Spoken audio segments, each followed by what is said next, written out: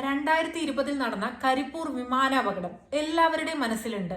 ഇപ്പോഴിതാ ഇന്ത്യയെ വീണ്ടും കണ്ണീരണിയിപ്പിച്ച് ഒരപകടം കൂടി.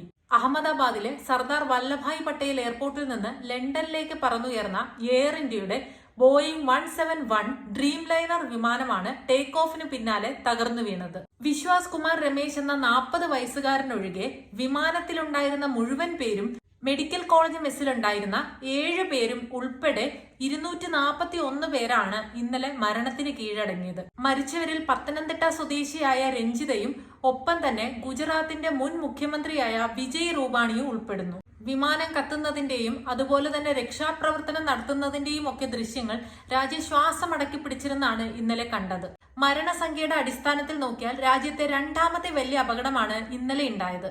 1996 ഹരിയാനയിലെ ചർക്കി ദാദ്രിയിൽ സൗദി അറേബ്യൻ വിമാനവും കസാക്കിസ്ഥാൻ വിമാനവും കൂട്ടിയിടിച്ച് 349 പേർ മരിച്ച വിമാനാപകടമാണ് രാജ്യത്തെ ഏറ്റവും വലിയ അപകടമായി കണക്കാക്കുന്നത്. അതിനുശേഷം നടക്കുന്ന രാജ്യത്തെ 4ാമത്തെ വിമാനാപകടമാണ് ഇന്നലെ നടന്നത്. അപകടം നടന്നതിന് പിന്നാലെ US വിപണിയിൽ ബോയിങ് കമ്പനിയുടെ ഓഹരികൾ 5% വരെയാണ് ഇടിഞ്ഞത്. അപകടത്തിൽപ്പെട്ട് ജീവൻ പൊലിഞ്ഞവർക്ക് 1 കോടി രൂപയാണ് ടാറ്റ ഗ്രൂപ്പ് സഹായമായി പ്രഖ്യാപിച്ചിട്ടുള്ളത്. മരിച്ചവർക്ക് പകരമാവില്ല ഈ പണമെങ്കിലും അവരുടെ കുടുംബാംഗങ്ങൾക്ക് കുറച്ചു കാലത്തേക്കെങ്കിലും ഈ ഒരു പണം ആശ്വാസമാകട്ടെ. ആ ഒരു കുടുംബാംഗങ്ങൾക്ക് ഈ ഒരു വിയോഗം താങ്ങാനുള്ള കരുത്തുകൂടി ഉണ്ടാവട്ടെ.